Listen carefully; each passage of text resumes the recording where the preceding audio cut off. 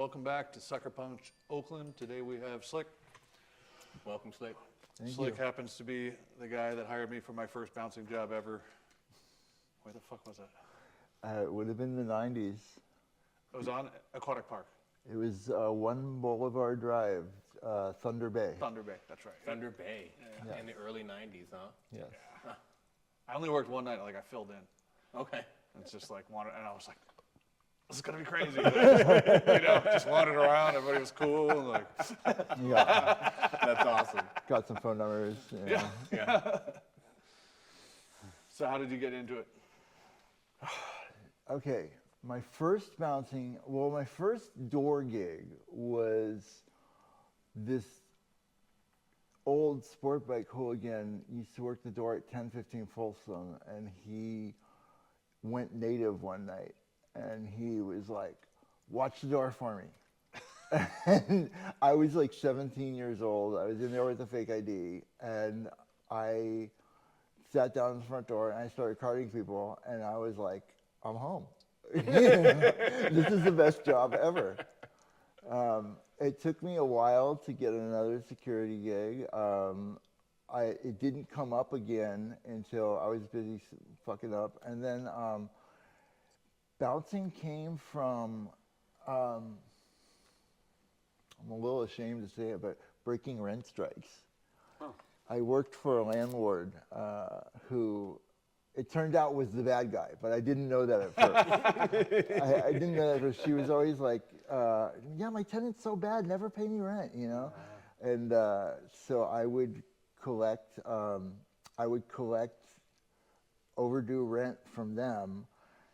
And then I met a bunch of guys who, some of them became members, Mikey and David and everybody. And I started having them come help me collect rent. And they were throwing nightclubs for a living. And so they decided to give, I was looking at some jail time, and they wanted me to be eligible for work furlough. And so they gave me my first job. Nice. Yeah, at Ninth and Howard. And then did you wind up going to jail? I did. Back then? Because I remember Yeah. the other time. Yes, yes. It was just a little stay. For how long? It's like 6 months. Oh, that's a little under. That's no joke. Yeah. Yeah, 5 months, I think. Yeah. It was enough to get comfortable, you know. I got some art done. You get any fights in jail? No, absolutely not. Yeah. Composure is what carried me through my career as a bouncer, and it's definitely what carried me through jail. And, so it's interesting, one of the things you hit on here is that how close bouncing is to walking that line between doing something legal and doing something illegal. And for a lot of bouncers, they either move into it from maybe something that's a little bit on the shady side of the law to move into bouncing, or when you're bouncing, you often get asked to move into certain levels of employment by people who are kind of shady characters. So it's interesting that you brought that up, because that's one of the things about bouncing is that you're kind of on the edge there a lot of the time. It's true. You know, I grew up in San Francisco's Tenderloin, and selling drugs was just like the most logical way to make money. And so bouncing was actually my chance to be a good guy. Nice. It was, you know, I got to protect people instead of taking advantage of them, which I really liked. It's funny because almost the whole time that I worked as a bouncer, I was wanted. I had violated my probation from that first jail thing, and so I definitely walked the line. I would show up every night, and like I remember, I actually I came up with a policy once for all of our bouncers, which was if you hit someone, you must arrest them. You know, because that was the way to keep the cops from asking too many questions. Yeah. You know. Mm-hmm. So tell us the story about collecting rent, and tell us the story about jail, and then we'll move on to bouncing. So collecting rent was that was funny because so I would go and I would knock on doors and people would be like, oh, I don't have anything. And then I would show back up with like David King, who was, 7 feet tall with a 20-foot long blonde mohawk at the time. And people always suddenly found revenue, But it was interesting because I started to recognize people too. Like the people, it was in the Lower Haight. And so the people that were living in this building were also the people that were attending nightclubs. Oh, wow, okay. Where I worked, yeah. So I remember the first time I knocked on the door and it was not some like ne'er-do-well and it was like a hot chick. And I was like, oh, I feel kind of weird about this. Like, but I am here for the money. And a drug dealing story about the Tenderloin. Oh, dude. Well, I mean, I can tell you about the first time I got snatched. Sure, sure, yeah. So I decided to stop dealing drugs. I had just turned 18, and I was like, okay, no more. This is too dangerous, like as an adult. I'm not risking juvenile time anymore. And my partner had disappeared. He'd gone AWOL. And at about that same time, I started getting phone calls from this woman who was like, I'm a client of your partner's. And I was like, no, I don't do that anymore. And we went through this song and dance for like a week or two. And I think I was 18 and I was dating this 23-year-old and she was not feeling it because I didn't have a job. And so I decided one day, I was like, fuck it, I'll sell the coke, And so I finally, the lady rang me one more time. I was like, yeah, just come by, I know how this is going to end. And yeah, exactly. She showed up, and I sold her the bag, and I was living in a hotel at the time, and I turned to go back in the door, and all of a sudden, like, two giants grabbed me and slammed me up against the wall, and I was like, I was like, oh, I'm getting jacked. Like, I'm getting jacked for the first time. And then they were like, you have the right to remain silent. I was like, oh no, this is even worse.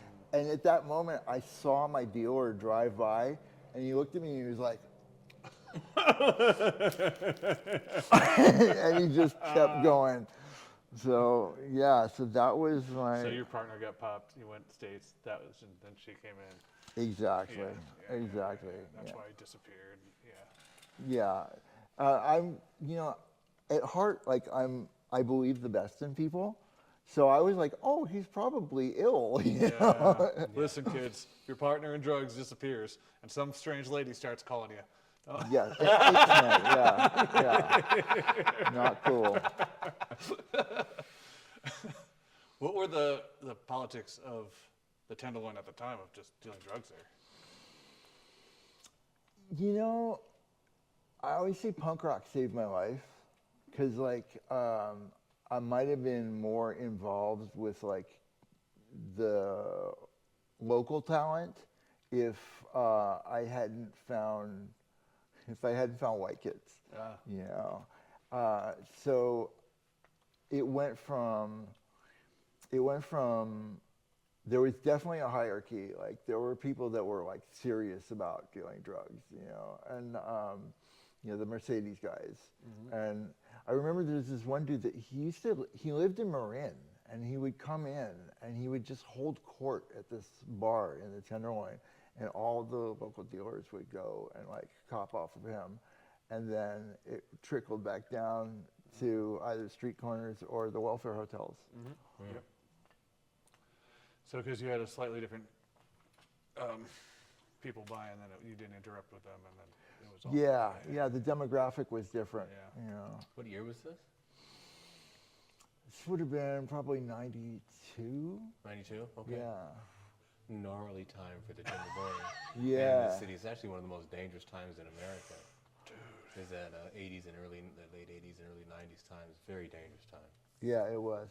It was. I'm very lucky to have gotten out of it with everything that I got out of it.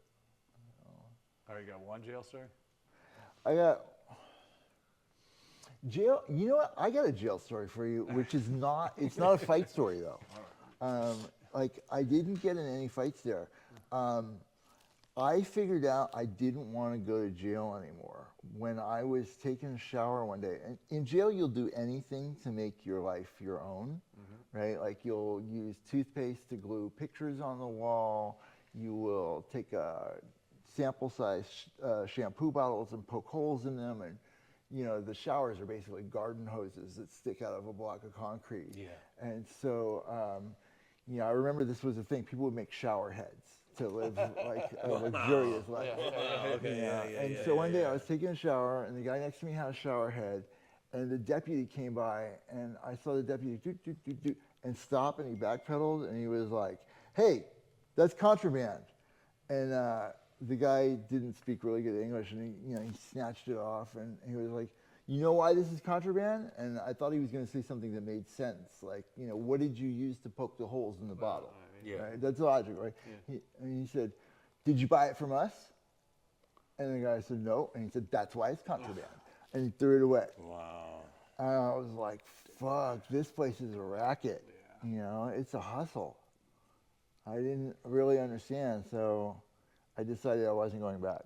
Yeah. Yeah, well, I mean, that's how I joined East Bay, I wound up coming to Oakland. I was working in Oakland trying to hold down a straight job, and my probation officer, I had an apartment in the city, and my mailbox had got overstuffed, and I remember coming back to it and finding this probation form, and it was in a red envelope, and I was like, uh-oh, this looks serious. And I called my probation officer, and I was like, "Hey man, I think I might have fucked up." And he was like, "Dude, I violated you months ago." And I was like, Wait, is it "Oh, probation or parole at that point? Oh, because probation. jail is Yeah. probation? Yeah. You only do probation if you do county time. Gotcha. And I had a state sentence, but it had been suspended. Gotcha. They gave me 3 years, but they said you don't have to do it if you do When the you 6 heard months. that 3 years, how did that feel? Oh, dude. It all went cold. It wasn't so much the court date. It all went cold, though, with that probation officer. Because when he's like, "I violated you," I said, "Oh, well, what can we do about this?" Like, Mr. Reasonable, right? Like, "Oh, Jeremy must be missing from, the workforce." And he was like, "Bro, you got 3 years. You're going to prison." Damn. And I was like, "Well, I live in Oakland now. Later." And you guys were courteous enough to hide my ass for years after that. A very similar thing happened to me. I was on probation like for 5 years. Did it fine in New York, transferred it out here, did it fine. But the probation officer was like super chill. He's like, swing by when you want, like whatever. Just like, I was like, okay. And then months went by, I'd see him every now and then I didn't see him for a while. But I was supposed to be in there like every 2 weeks. Right. But just like, it seems like they're overcrowded here. They don't care. That dude retires. Oh. The new girl takes on. She's like, "You haven't been here in 6 months." So I was like, "Well, we had this relationship." And then they were like, I was like, "Well, how do I straighten it out?" And they're like, "You're gonna have to if you get caught, they're gonna put you on a bus all the way back to New York, and you're gonna hit every prison on the way back." Oh my God. Oh my God. Like, don't get caught. I got to take it back to New York, and like went back and dealt with it. I remember that. Good for you. I remember that. Yeah. Good for you. Worked out okay. And I'd been out of trouble long enough that they were like, Yeah. "You're fine." Yeah. All right. So which places did you work at? I worked at, well, the biggest place that I ever worked at, and the place where I really got my chops, was the Trocadero transfer. I worked with you there. That's where a bunch of us got our chops. That's where I met old man Gary. I worked at the Cat Club. I worked at a place called the Maritime Hall, which isn't there anymore. It was a maritime hall that the Family Dog used to throw shows in, and I worked at DNA briefly. You named the spot, and I was there. Yeah. Maritime was cool because there was just so many other nightclubs right there. Yeah. Well, that was 11th Street. Like 11th Street was the mecca for that. Like, because you could just at the height of the bouncing days of 11th Street, like you would just throw people. There would just be cops posted outside of clubs, waiting for you to hurl people out. and like you would just fire them out like a cannon periodically, and they would, the ones that didn't go straight into the squad car, like just tumble into the squad car, would just stand up and dust themselves off and go into the next nightclub, and then your friends would throw them out, you know. Yeah, I remember at the Trocadero, we threw this guy out the side door, and then he comes around the front, and Brett's there, and he had studied a ton of Wing Chun, and he's yelling at him, he's like, fuck you, they should have thrown me out, it's bullshit, just the whole thing, just pointing at him, and he's just like 100% calm, just like, and then the dude touches him, and he just fucking pop, pop, pop, pop, pop, like from a Wing Chun movie. Yeah. Back, and then there's the pipe sticking out of the wall that the firefighters hooked up to, and it just goes crack, and then it drops, and Brett just walks back, but then he jumps up, he's like yelling, he's like, you broke my fucking nose, fuck you, just bleeding everywhere. We like got involved and kept him away. That place was crazy. That place was crazy. You could be guaranteed to get in a fight every night you went to work there. Yeah. I mean, I saw some movie with Vin Diesel where they're like, how many? He says, and like, I don't even know what movie it is, but he's like, how many? Yeah. And he said, how many fights have you been in? He's like, 500. Yeah. And I was like, pussy. Because that's 2 years of work. Yeah. You know? I worked one night, we're like, want to fill in? We're suicidal tendencies. And I was like, all right. Oh, yes. And I go out there and then like, just keep people from jumping up onto the stage. So I'm just like in front of the stage, just like next to suicidal tendencies, just hucking people back. Just the night of my life. I was like, I can't believe I got paid for that. And the next week they're like, you want to work as the Misfits? And I was like, fuck yeah. And then all I did was pat people down and touch dudes' balls. I was just like, didn't see the show. I was just like, oh. That was probably my fault, so I'll apologize for it now. Yeah, it was weird, and that was back when, like, you know, it's funny, when I first got my first bouncing gig, I remember Rob tipped me out so much cash at the end, or like it felt like so much cash. Yeah. And I remember there used to be celebrity doormen, like there was this guy Rudy. Do you remember Rudy? Mm-mm. Rudy was this giant German dude with a flat top, and he always wore a leather trench coat, and he worked at 1015 Folsom and everywhere else. And he pulled down like $500 a night bouncing. And when I first got into the door game, like you would get tips, you know? People would like grease your palm. Anybody that knew what's up would not try and jump the line. Mm-hmm. They would just walk up to you and be like, hey, good to see you, give you a hug, shake your hand, you know, and like you, later on, you'd look in your hand, there'd be, you know, a $50 bill, you know? And like, and that was back when a couple $100 was good money. Yeah. But then we got saturated. We got like all of our friends' jobs. Yeah. And soon there were bouncers everywhere. You know, everybody had a security team. I remember I got kind of bored with it after a while because I was like, oh, I'm just getting paid to say no to people. You know, and that kind of weighed on my soul a little bit.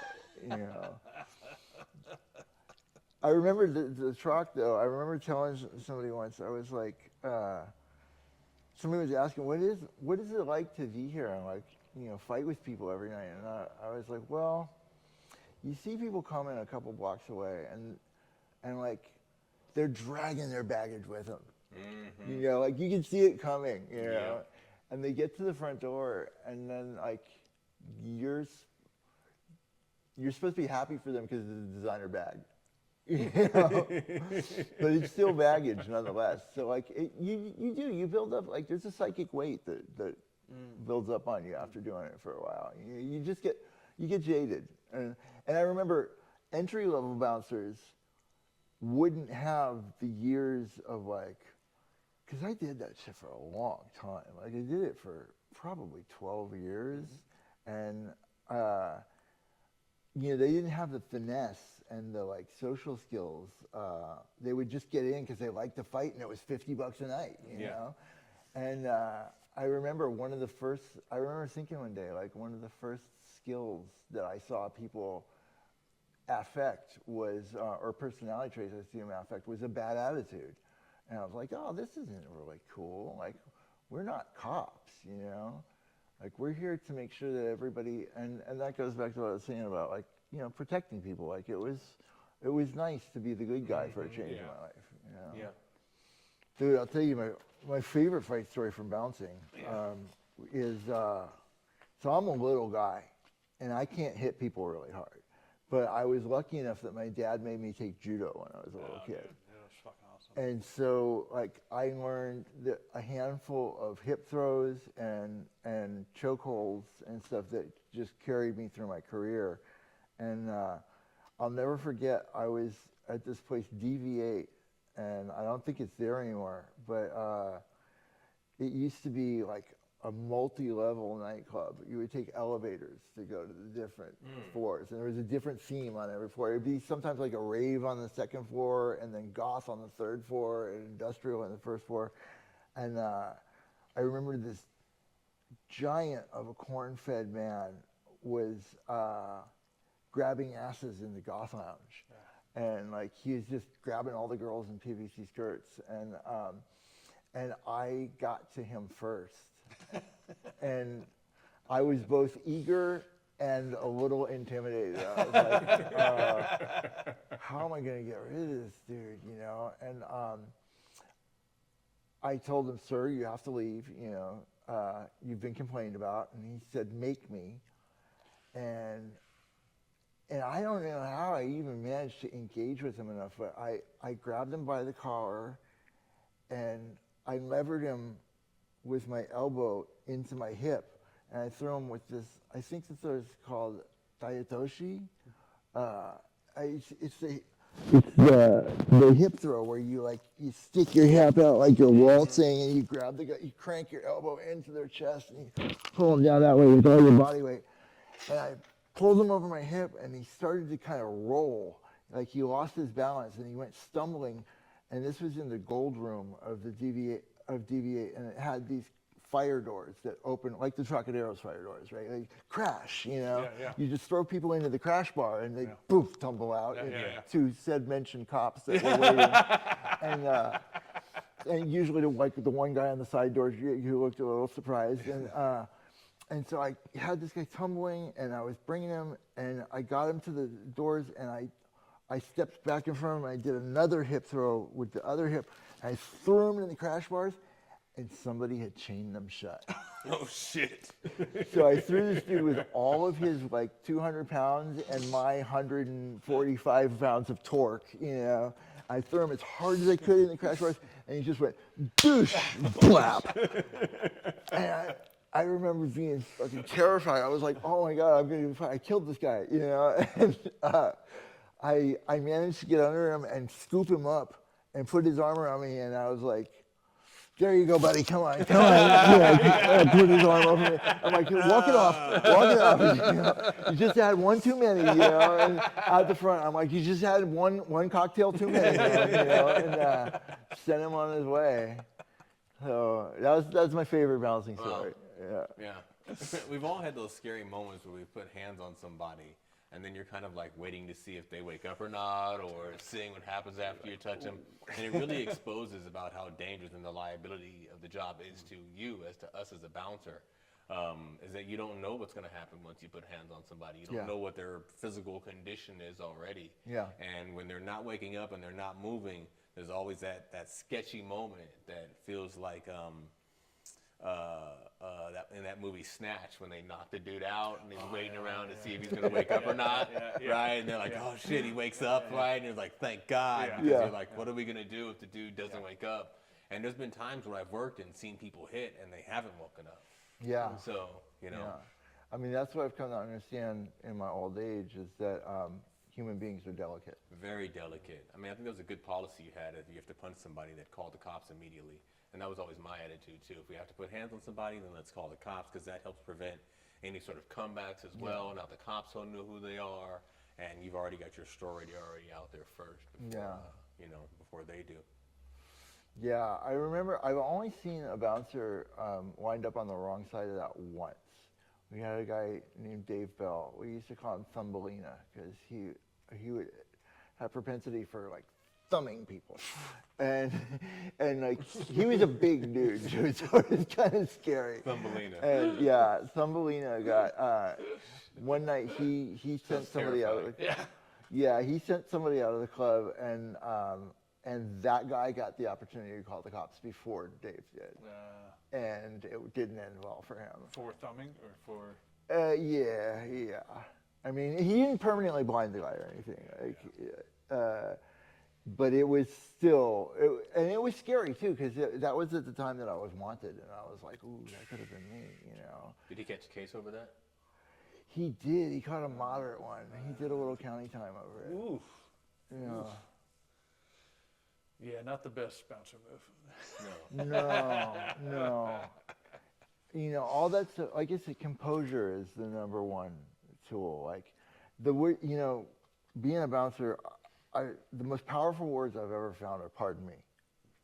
You know, it's not, you're not deferring to somebody. You're not saying, "Oh, excuse me."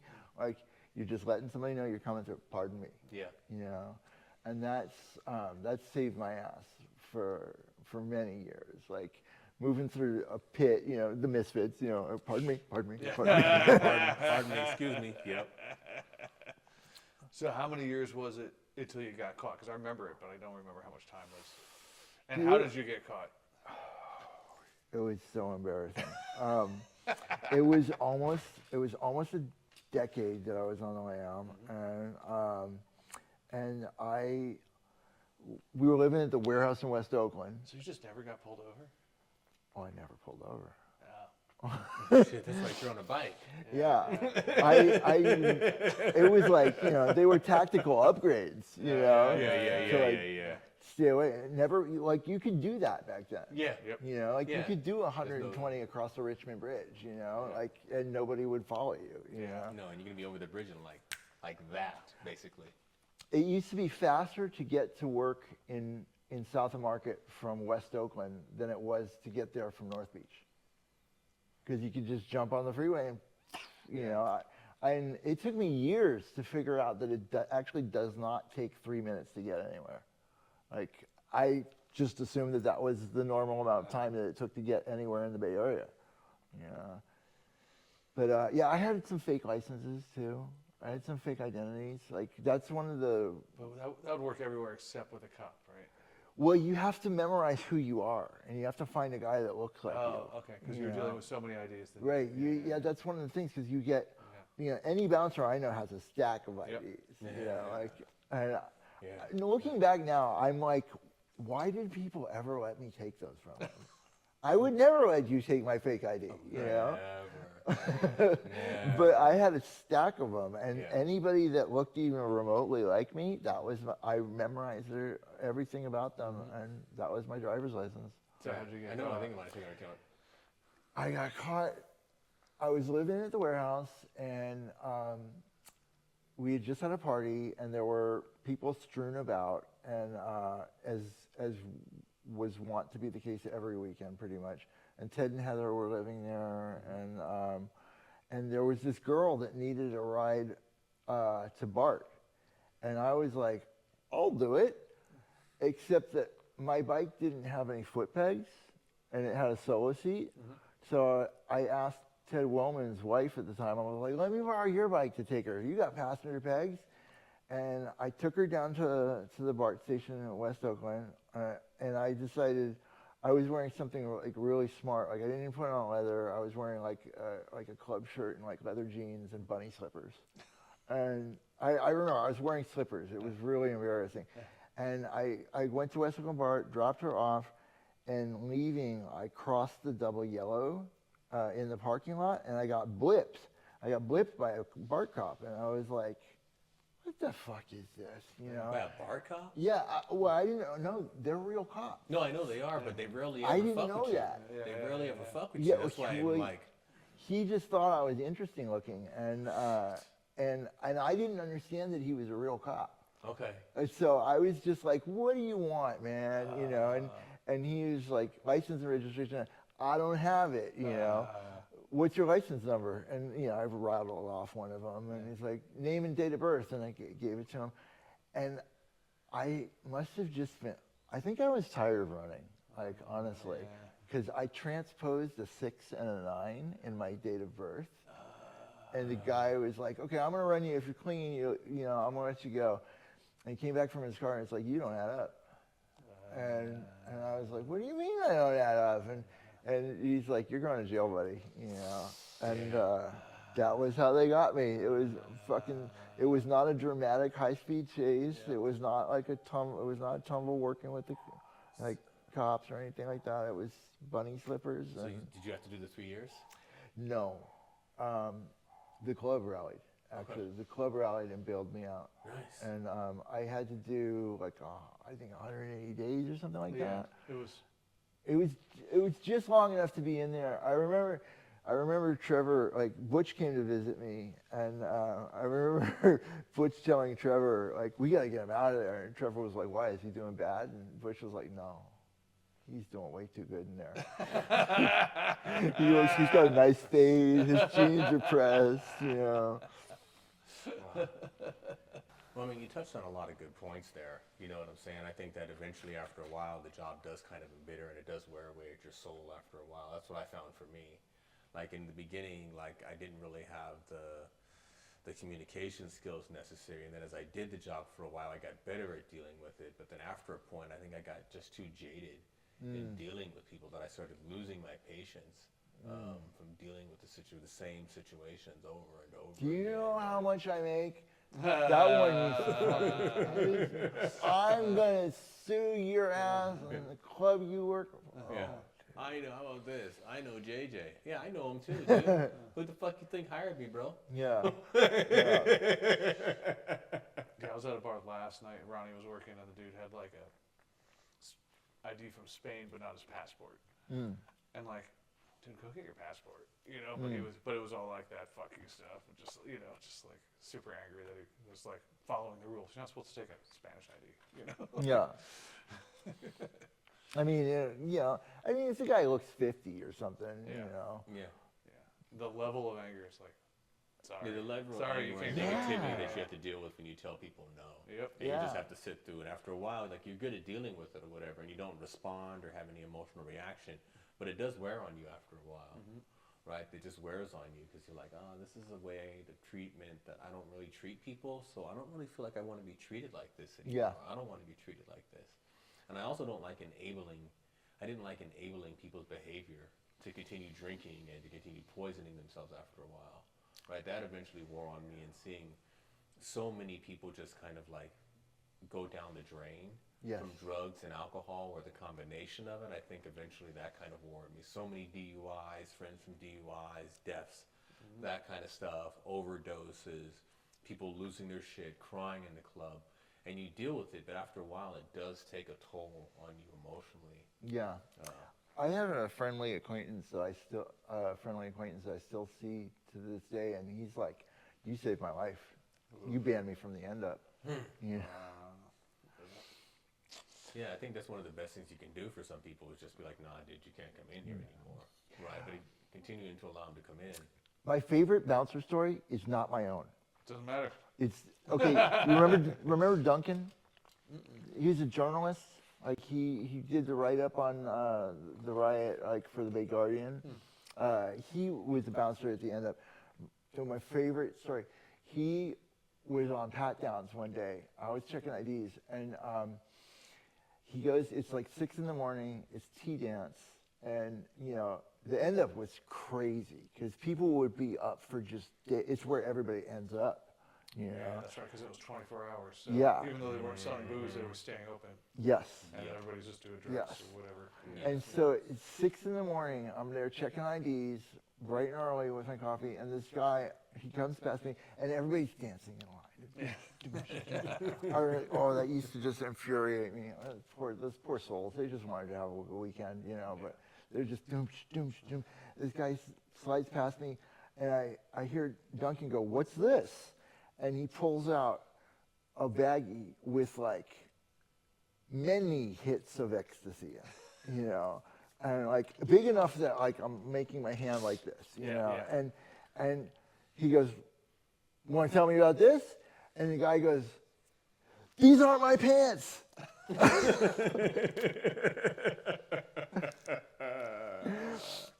And of course, we sent him back another way. Like, if these aren't your pants on Sunday morning, we're doing you a favor. It's time to call Betty Ford. Yeah. What's Now, the craziest story about that place that you have? Oh, that boy, Grace Jones. What was that? Oh man, I met Grace Jones. My favorite story from the end of is definitely the day that I got to meet Grace Jones. Like, tour bus pulled up. That was the other thing, party buses. Like, I don't know if people know the reality of party buses anymore, but like in South of Market, there used to just be these rolling double-deckers, like full of suits that wanted to party for the weekend, and they would just go from club to club on pub crawls, And you'd see them pull up and file out, and you'd just be like, "Here we go." Oh shit! It's Mag Light time.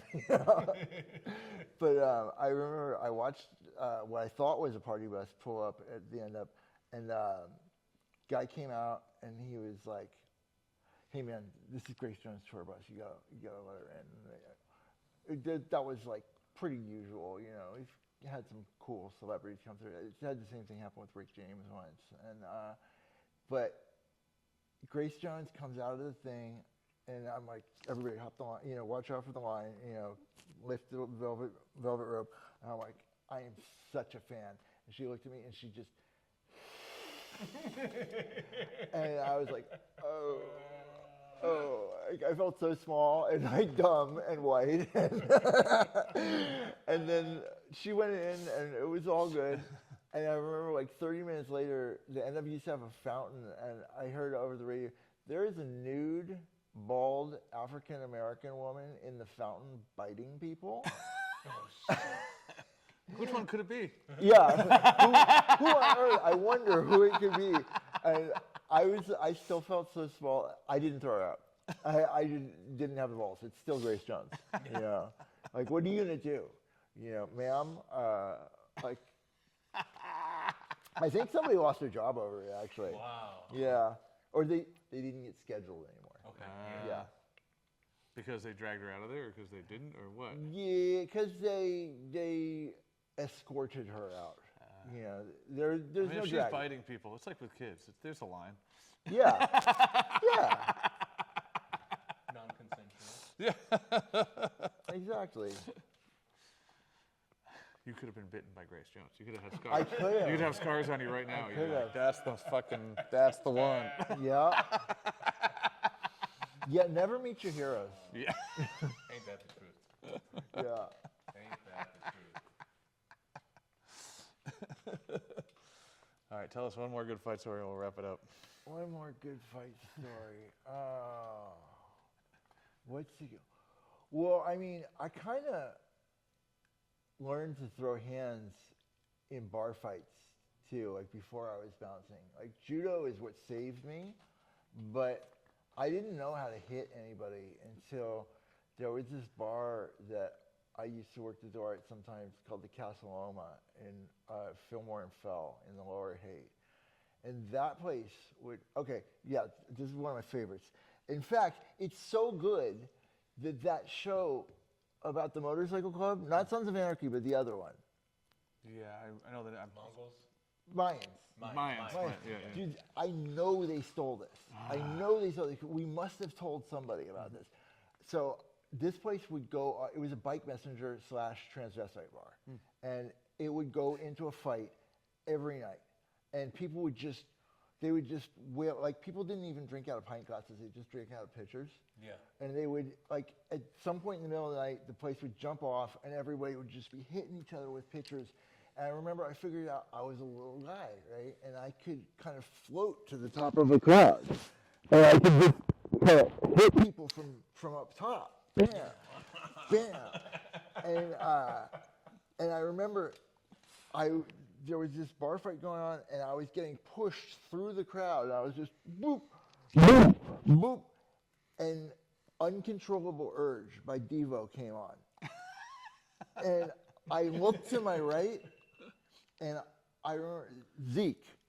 I saw Zeke running across the bar, yeah, yeah, yeah, yeah, yeah, yeah, yeah, yeah, yeah. And he gets to the edge of the line and just kick this dude in the head. And and the guy's head snapped back and he just dropped like a sack of potatoes. And then right about that same time, I was getting squoozed on the crowd. And I just got fired out my own front door. Boosh! And I remember hitting the ground and kind of looking up and seeing the fight going, and it looked like a cartoon, Yeah. where you see the Scrabble marks and the exclamation points and stuff, and I just looked and just running back in, I'll take some more, because you're made of rubber when you're in your 20s. Yeah. Yeah. Yeah. What's the biggest brawl you've ever seen? Most people involved in a fight?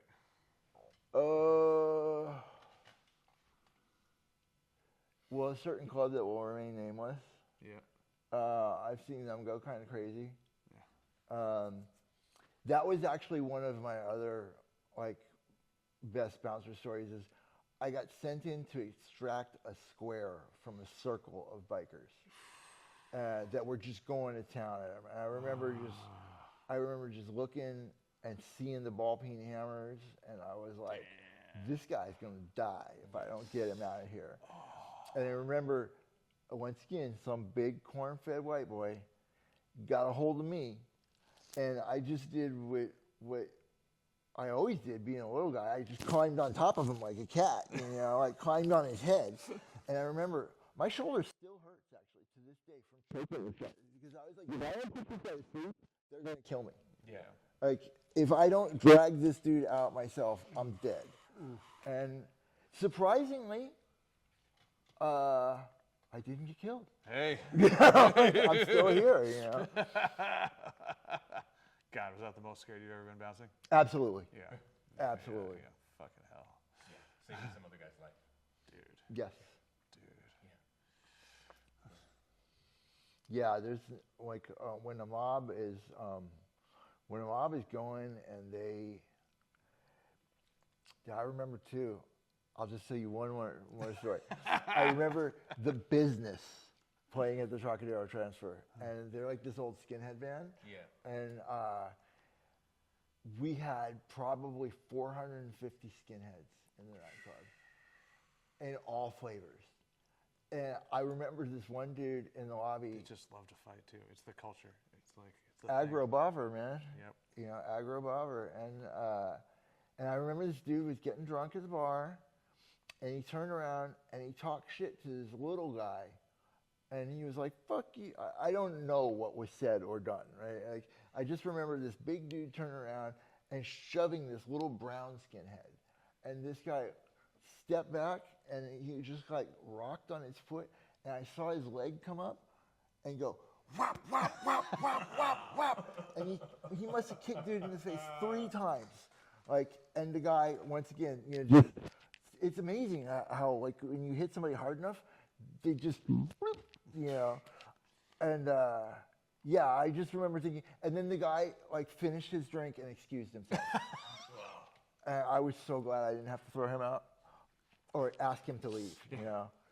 We never throw anybody out. We ask him to leave. So that turned into a crazy brawl that night?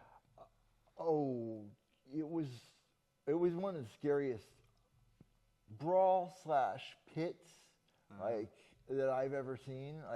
It was a pit where people would leave by the half dozen bloody. That was it was. I've never seen. I heard the Slayer concert was worse. Whoa. I did not work Slayer, but The Business is definitely the roughest crowd that I've ever seen. The Business and said not to be named organization. And you were head of security and managing a crew, right? Yes. Yeah. What were your issues with that? Everybody wanted my job. Because, you get to, I remember I would stay on the front door, and I'd just bring my book to work and read until the lines jumped off. And you had to teach people that you weren't there to fight, that it was a fringe benefit. And you had to teach people not to bring their prejudices into work. And then like, I remember it was weird because I started hiring people much, much tougher than me. And I remember thinking, I'm like, what am I going to do if these guys ever get out of control? And like, but surprisingly, no one did. Like when you're on a crew, like you're remarkably tight and composed. Once again, composure is the trick to it all. My other favorite thing to do, besides the hip throw, was the suicide throw, where you throw yourself on the ground and you put your foot in their stomach and you hork them overhead. And then the other thing I like too was I like boxing people's ears. Oh yeah. Like a cupped hand right to the ear, bop. We'll put a big dude down really fast. Wait, did you ever work the Lusty Lady? No, I was not part of the list off. Because everybody else, yeah. Was that their signature move? No, I just remember that group of guys, half of which you worked with, were over there too. So yeah. Everybody, and they all had crazy stories from being there. Dude, can you imagine? Like, I want to throw anybody out that's just been beaten off. That's just so rough. And you just, as much as you tried to avoid it, you'd wind up dating a stripper. Oh yeah. And then you'd have some hot girl that's a stripper, and just, like the whole, your life just. Absolutely. Like, oh, you're doing drugs again and fucking other dudes. Great. Yes. Yeah. Yeah, the Gold Room was the one that was intimately tied with the Trocadero. We had to take nice care of them, and they took nice care of us. It was cool. It was cool. I remember somebody actually once told me when I first started bouncing, but I never took his advice. He was like, "Son, you get every piece of pussy you can, every dollar you can, do every bump you can." It's like, because this shit will not last forever. And I was like, this society has ruined you. I'm going to be a good bouncer, Looking back now you watch Little Miss Sunshine, you're like, that old man is right. Absolutely. All different sizes, all different kinds. Yeah. As we say, good times.